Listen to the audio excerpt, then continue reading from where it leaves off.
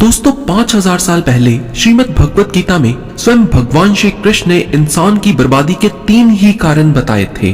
और आज जितने भी गुनहगार क्रिमिनल्स आपको जेल में मिलेंगे वो सभी के सभी इन्हीं 3 कारणों की वजह से जेल में बंद मिलेंगे।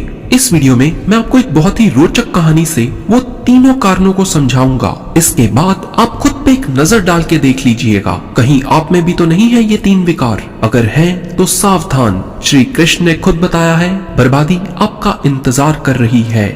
तो पहले आते हैं कहानी पर। प्राचीन काल में एक शाही परिवार में एक लड़के का जन्म हुआ। कम उम्र में ही शाही ठाट बाट से दूर उसको गुरुकुल में भेज दिया गया। गुरुकुल में वो विद्यार्थी सबसे होनहार था। उसने वेदों और शास्त्रों का अध्ययन किया। गुरुकुल में उसकी अभी शिक्षा समाप्त भी नहीं हुई थी कि उसके माता पिता और भाई बहन सभी प्राकृतिक आपदा में मारे गए। ना तो राजसी ठाट बाट रहा और ना ही माँ बाप। शिक्षा समाप्त करने के बाद इस विद्यार्थी ने प्रण लिया उसका सारा जीवन केवल लोगों की भलाई में ही गुजरेगा और उसने संन्यास ले लिया। अब इस सन्यासी ने अपनी सारी महत्वाकांक्षा त्याग दी और अब वो ध्यान लगाने के लिए सांसारिक चीजों को छोड़कर हिमालय के जंगलों में चला गया। वहाँ पर उसने लंबे समय तक तपस्या की और अपनी दिमागी शक्तियों को विकसित किया। वो सन्यासी जीवन में बहुत खुश था। लोग शिक्षा लेने के लिए उसके पास आते और ये सन्यासी लोगों की समस्या सुलझाने में लोगों की मदद करता। धीरे धीरे इस सन्यासी की चर्चा पूरे नगर में होने लगी। सन्यासी बहुत ही मशहूर होने लगा था,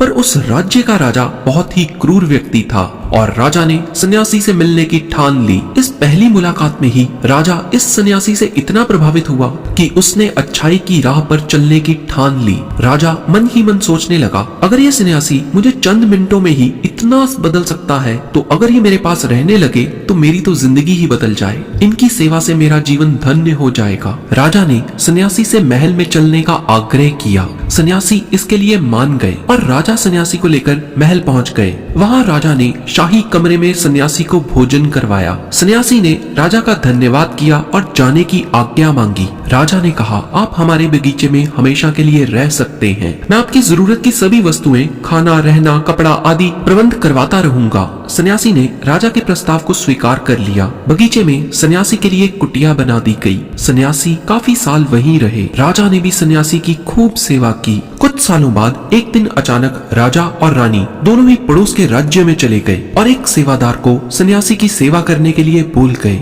लेकिन सेवादार बीमार पड़ गया और अगले दिन से आया ही नहीं। सन्यासी को ना तो अब कोई भोजन देने वाला था और ना ही सन्यासी की देखभाल करने वाला था। कुछ दिनों बाद जब राजा वापस लौटे तो सन्यासी ने राजा को खूब डांट लगाई और कहा, गैर जिम्मेदारी की भी हद होती है। जब तुम मेरी जिम्मेवारी उठा ही नहीं सकते थे तो ली क्यों? राजा ने सन्यासी से क्षमा मांगी, पर सन्यासी ने फिर भी राजा को काफी कुछ बोला और कुछ देर बाद मामला शांत हो गया। रानी भी ये सब चुपके से देखती रही पर शांत रही। फिर कुछ दिन बाद राजा को राज्य से फिर बाहर जाना पड़ गया। इस बार राजा ने रानी को निर्देश दिया, जब तक मैं नहीं आता आप सन्यासी की जरूरतों का पूरा ध्यान रखिए। रानी हर रोज भोजन पकवा के सन्यासी को भेज देती। एक दिन रानी नहाने के लिए गई और सन्यासी को भोजन देना भूल गई। सन्यासी ने बहुत इंतजार किया पर जब भोजन नहीं आया सन्यासी सोच में पड़ गया। सन्यासी ने सोचा वो खुद महल में जाकर देखता है। सन्यासी की नजर रानी पर पड़ी। उसने रानी के अद्भुत रूप को देखा जिसको देखकर सन्यासी चकित हो गया। रानी की सुंदरता सन्यासी के मन में घर कर गई। सन्यासी इस सुंदरता को भुला ना सका। वह खाना पीना छोड़कर अपनी कुटिया में ही पड़ा रहा। उसने अगले कुछ दिन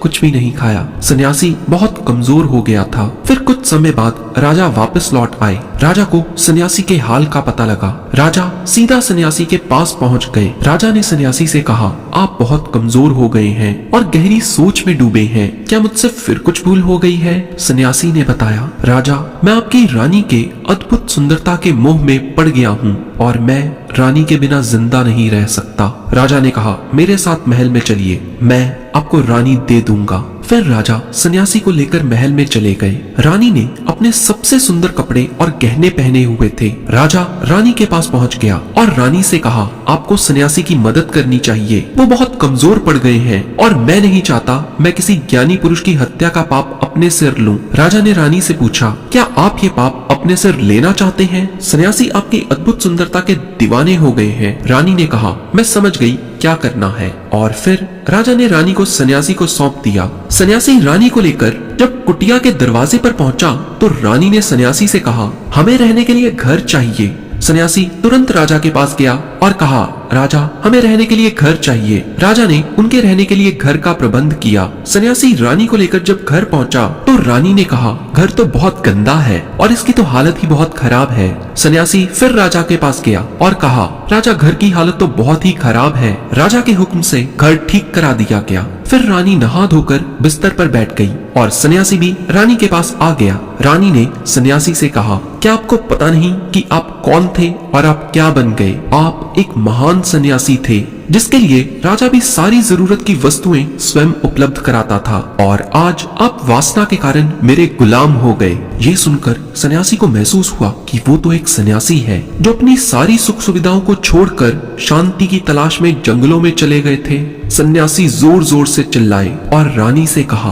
क्षमा कीजिए रानी, मैं उस दयालु राजा की रानी को अभी सौंप कर आता हूँ। रानी ने प्रश्न किया, महाराज उस दिन जब आपको भोजन नहीं मिला आप बहुत क्रोधित हो गए थे। मैंने आपका ये रूप पहली बार देखा था, तभी से मैंने आपके व्यवहार में परिवर्तन महसूस किया। सन्यासी ने समझाया, जब मैं जंगलों में था मेरे को तो समय पे खाना भी नहीं मिलता था, पर महल में आने के बाद मुझे सुविधाएं मिली और मैं इनके मोह में फंस गया। मुझे इनके प्रति लगाव उत्पन्न हो गया, फिर इनको पाने का लालच हुआ। जब मुझे ये नहीं मिले तो क्रोध उत्पन्न हुआ। सन्यासी ने बताया, सच ये है, इच्छा पूरी नहीं हुई तो क्रोध उत्पन्न होता है। क्यों पूरी नहीं हुई? और अगर पूरी हो जाए तो लालच बढ़ता है और चाहिए। इस बात को एक बार फिर से सुनिए, इच्छा पूरी नहीं हुई तो क्रोध उत्पन्न होता है। क्यों पूरी नहीं हुई? और अगर पूरी हो जाए तो लालच बढ़ता है और चाहिए। सन्यासी ने बताया, और यही इच्छाओं की पूर्ति मुझे वासना के द्वार तक ले आई और मैं आपकी ओर आकर्षित हो गया। इसके बाद सन्यासी को समझ आ गया उनको जंगलों में वापस लौटना चाहिए और उन्होंने ऐसा ही किया। दोस्तों, श्रीमद् भगवत गीता के 16वें अध्याय के 21वें श्लोक में स्वयं भगवान श्री कृष्ण ने नर्क के 3 द्वार बताए हैं, और ये 3 द्वार हैं काम, क्रोध और लोभ। अब जरा सोच के देखो, आज जितने भी क्राइम इस दुनिया में होते हैं उनके पीछे यही 3 वजह हैं, और जितना हो सके हमें इन तीनों से बच के रहना होगा। अगर एक सन्यासी इसमें फंस सकता है तो हम तो आम आदमी हैं। तो दोस्तों, इस वीडियो को लाइक करके हर उस व्यक्ति के साथ शेयर कीजिए जिसको आप सुखी देखना चाहते हैं, और भी ऐसी नॉलेजेबल वीडियोस के लिए इस चैनल को सब्सक्राइब करके बेल आइकन पर क्लिक करना मत भूलिए। मैं आपको फिर मिलूंगा ऐसी ही किसी वीडियो में। जय श्री कृष्णा।